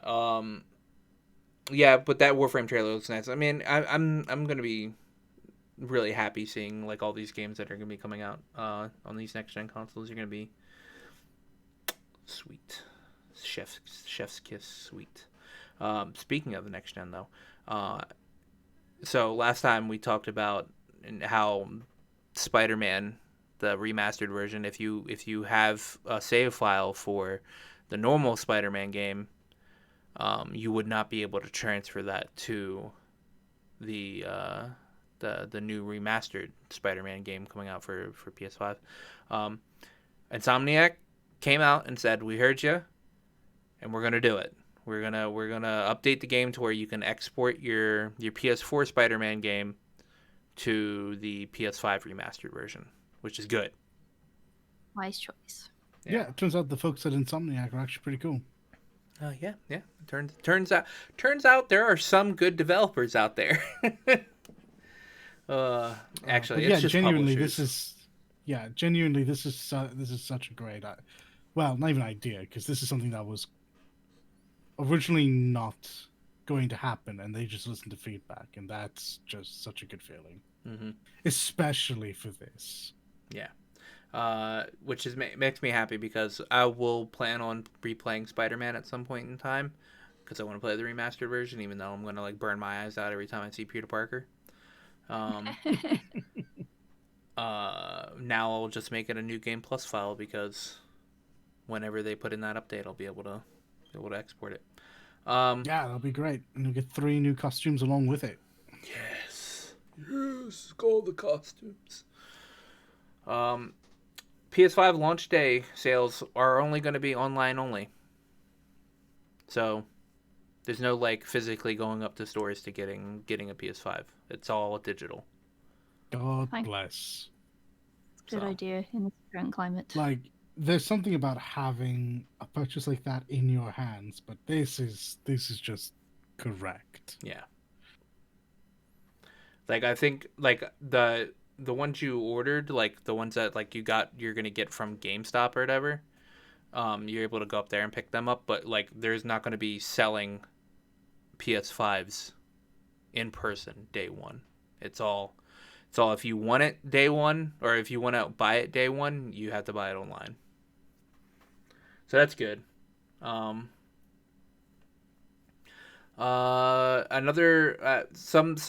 people have been like pointing out some cool PS5 options that you get like through the settings or whatever, and one of them is the default settings list.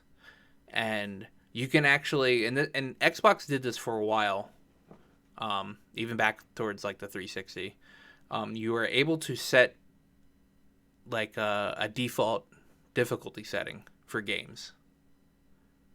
So like you can go through your settings and set like, I always want my game to be selected on the hardest difficulty. So you won't end up getting the screen of, do you want to pick your difficulty? You'll get it'll just automatically select hardest difficulty for you. Yeah, that's wild to me. I mean, yeah, it does cut down on a stream or on a screen or something, but I mean, it's a little thing. It's a nice touch, though. Yeah. I mean, these are just like this is just like an underrated thing. Like, I actually have a nice story about the 360 being able to do that. All right. So the first time I played Skyrim, and this was years after Skyrim has been out. All right. First time I played Skyrim, I played it over my friend's house. I was staying at his place for like 2 weeks, and I was like, you know what, I'm gonna play Skyrim. So I booted up his 360. Actually, was it a 360? I think it might have been an Xbox One, actually. Anyway, I booted up his Xbox, and I started playing Skyrim. And about 10 minutes into the game, I was like, oh, look at this bear. And so I go and attack this bear. This bear one-shots me. All right? My friend's laughing at me because I'm going through video game, and I'm like having a tough time because he likes to laugh at me and all that. So I played this game for 2 weeks straight. And I get to the end, and I beat the game. I realize I've been playing on the legendary difficulty this entire time. Into the deep end of the pool. I thought Skyrim was just hard. Like, I thought it was just a hard game. Throughout the entirety of playing this game, I was like, man, Skyrim's just a tough game. Like there are points in this game that I pick out that I'm like, oh my god, this game is just fucking difficult. Like, there's one time I was stuck under a bridge because I was getting attacked by necromancers on one end, and 2 dragons came down on another end. All right. And I'm like sitting here like, what am I doing here? All right. But no, I was playing on the hardest difficulty the entire time. I beat the game on the hardest difficulty, and I'm just like, on one end, it's a hey, I beat Skyrim on the hardest difficulty. On the other end, I'm like, why? So yeah, I want to have to make sure that when I do get a PS5, that my setting is always going to be on normal difficulty. Actually, I'm going to set it to where that I get to pick the difficulty when I'm like in the game or whatever. And I think that's going to be what most people want. They said most people are going to want the option, but this is just, I guess, a nice quality of life thing. If you're always going to run something on the hardest, or if you know for a fact you don't want to run things on the hardest, but like the easiest. Yeah. Just a note. This is for games that has been implemented. Yeah. It's not for every. Not for every game. Yeah. But I feel like most games that have a difficulty setting will probably opt in to allow this to go through. Yeah. Well, who knows? I don't know. I'll be able to see it. I mean, it's a cool option, so I mean, I like it. So you just don't have to go through that screen. A PS5 ad came out earlier today, I think, actually, where it states that Gran Turismo 7 and Ratchet & Clank, the new Ratchet & Clank game, and Returnal are actually going to be the first half of 2021, and that for Horizon Forbidden West isn't going to be anticipated for the second half of 2021. I don't think this is really particularly surprising news, but it is good to see it written down somewhere. Yeah. Even if it is kind of hidden in a trailer. Mm-hmm. I feel like Gran Turismo 7 is probably going to be like probably a January title. Ratchet and Clank will most likely be end of February, beginning of March, and Returnal probably around the same time. And I'm still debating on when Horizon's going to come out. I'm going to assume beginning of fall towards the winter part. I don't know. I don't really want to make a guess on that either, because I know they want to take their time with that game. Yeah. That is not a title that is going to want to be rushed. I wouldn't even be surprised to hear a delay on that, if I'm honest. See, the problem with there being a delay for it is that it's also a current gen game, and so I feel like the later they delay the game, the less likely they're going to actually sell anything on current gen. So like the latest, a safe idea. Well, I think the latest I say is probably going to be end of fall, is my assumption. That's the latest. I think the earliest will probably be midsummer, because it kind of, I mean, the first Horizon came out in April or March of 2016, I think. Same year that Breath of the Wild came out, so whatever that year was. And the PC version of it came out in August of this year. So I'm thinking probably summer at the earliest of next year. Hopefully. I want to play that game. I certainly hope you're right. Yeah. Actually, I want no games to come out around Final Fantasy 16. So I don't have to worry about playing other games other than Final Fantasy 16. I respect that. And our last bit of Sony news is that so at launch, the PS5 will not allow you to store PS5 games on an external. That's weird to me. It'd be one thing if you could or could not. It's this at launch thing that throws me off. Yeah. They give a reason why. From what I've seen, it's probably just dealing with certain updates for the PlayStation 5. Let me see here. With the launch of damn auto playing videos. Um, with the launch of the PlayStation 5 this week, gamers will be able to experience solid state drive technology that's been fine tuned, quicker loading times, transitions between games. Both model of the PS5 will come equipped with a 825 gigabyte internal NVMe SSD, but only 667 gigabytes will be usable. That's just because of OS. Ordinarily, this wouldn't be a problem when using an external USB 3.1 hard drives, but that are commonplace can easily serve as storage unit for games.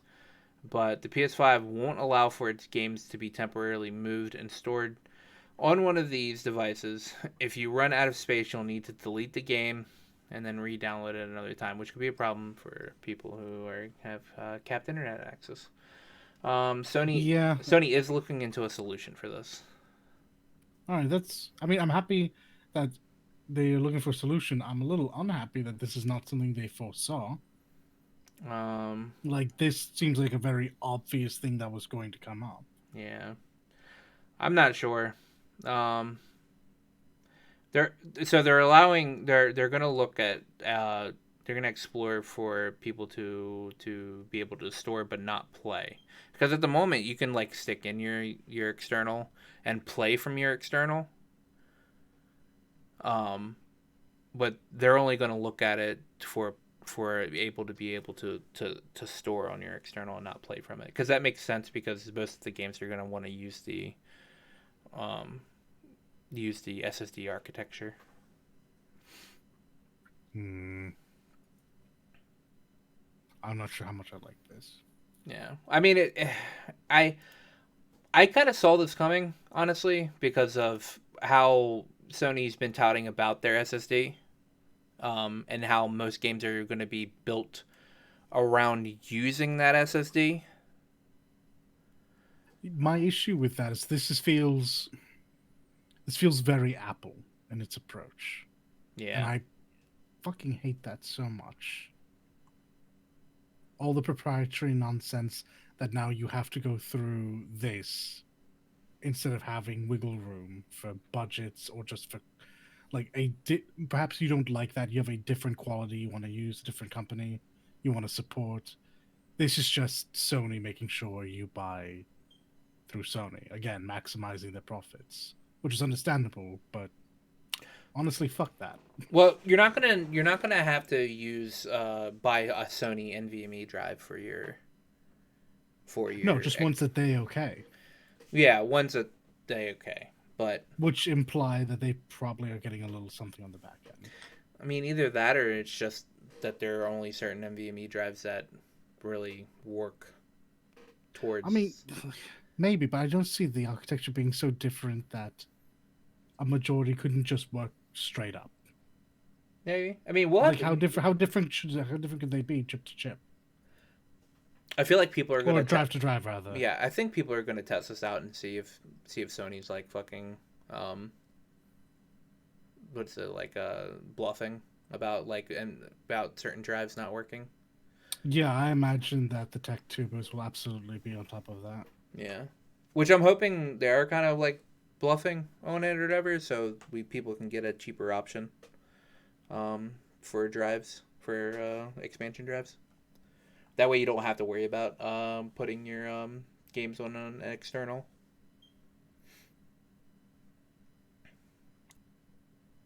I feel like Xbox has done it correctly when it comes to storage and how they're using their storage. But I just don't agree with Microsoft in general at the moment. With their consoles in general, because again, there's no games for the Series X. So this is exactly why I wanted to jump ship to full-time PC. Yeah. Shame about all the first-party stuff. Yeah.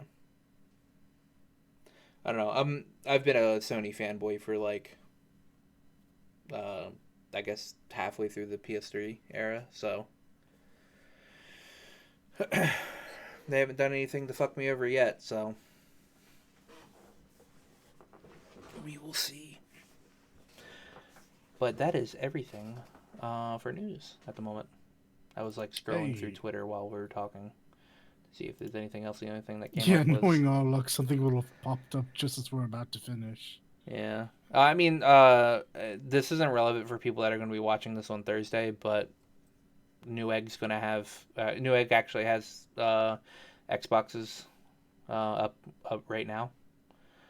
So that's going to be too late for people watching this on Thursday. So, but yeah, as we speak this moment, the Xbox consoles are now out. So, enjoy, people that are playing the Xbox consoles. When people watch this, they'll be playing PS5 as well. So, it's gonna be a good week. Good week. We're gonna see a bunch of consoles explode. Waiting for it. Or customers explode when they realize they bought the wrong one. Oh god, yeah. Because remember, they're shipping 2 boxes of retail named Xbox.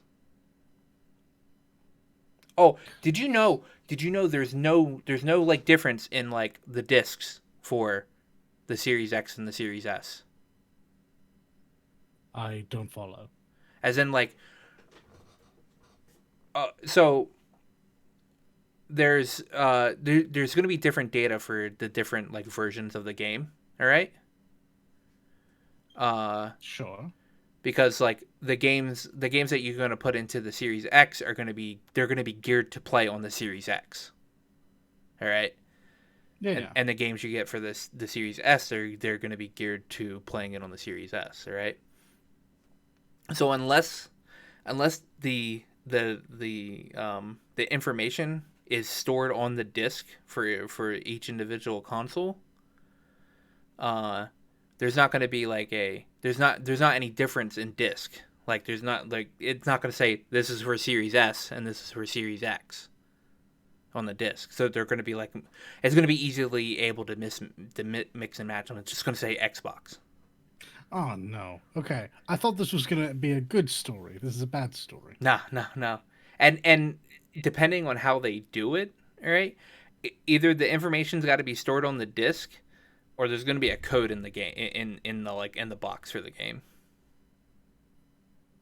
Launch is always such a trying time. Yeah, we will see. I mean, like I said, the Xboxes should be out now, so yeah, it's going to be an interesting week looking up all this information. Mm-hmm. We'll get to tell everybody next week about how shitty each console is now. Look forward to it. Mm-hmm. So what are you guys playing this week? Well, fortunately, Wednesday is a holiday, so Wednesday and Thursday nothing's happening for me. I can actually sit down and play a game. But it's a holiday? Veterans Day, mate. Oh, well, I work at a company that doesn't take off for Christmas, so it's not a holiday for me. Well, I mean, yeah, look, it's not gonna be for everyone. I'm full-time student again. It's a holiday for me. So I get to salute my da, and then sit my butt down and catch up on nothing. I have no backlog of games. I guess I will finally start something. Something short. Oh, wait, yeah, get out of this podcast. Where's your... I know. Wait, you do have backlog. You need to finish Persona 3 and 4. Does that count? I mean, it's start those. It's. I mean, have you started playing those at all? Years and years and years ago. Still technically backlog. There we go. I found my backlog. There's your loophole. And it's been perpetuating. So. It's years in the making. I don't know. I'm sure there's a bunch of things that I can do. I'll probably sit down and go through Hades now that it's officially out. I haven't played since early alpha. Oh. And honestly, I want to keep whatever game I'm playing fairly short. So we'll see how this goes. You can finally join us for fucking Ghost yeah, of exactly. Tsushima. I finally have time for Tsushima. Dun dun dun.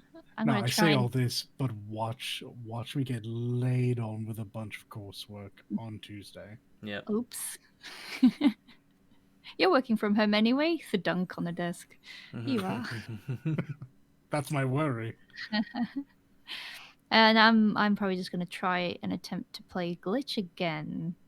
I'm gonna see how that goes. I don't know what state it's in. Apparently, they're trying to get people in just to test their remake servers, so we'll see. Then usual Genshin, whatever, D&D, etc. Odyssey, looking at Greek thighs. Looking at Greek thighs. Yep. I've got more Paper Mario, more Borderlands, more Bleach, and not the video game Bleach. I'm just gonna watch more Bleach. There's no games. I mean, I'm gonna look at Godfall, and if Godfall like piques my interest enough, I'll get it on Epic Game Store because I'm not gonna get a console version of that game. Let me know if you pick it up. I might be willing to toss money at that because the idea of Borderlands but melee is not something I'm against. Oh no, I'm Borderlands definitely melee. for that. Yeah, it's a looter slasher instead of like Yeah. a I looter see. shooter. I was hoping it'd be a bit more in depth with its systems, its combat systems, but I'm still somewhat interested in what that game really will be when I get my hands on it. Yeah. I know what I'm gonna do actually. I'm gonna mess with like freaking RPG Maker. I have a need for that recently. Just Ooh. mess about with that. And I think that's about it for me on games this week. I'll play more Ghost of Tsushima because whenever Seko messages us, I'll be like, yeah, I can play. We only did one round and we completely dominated that whole survival round. So, Excellent. but yeah, Borderlands, Paper Mario, maybe looking at Godfall. That's going to do it for this week. We got a big week ahead of us with all this console news coming out. So, yeah. I guess we'll see you guys later. Be good boys and girls now. Thank you for listening. If you like this content and want to see more, please like, favorite, and subscribe. Links to our Twitters are in the description.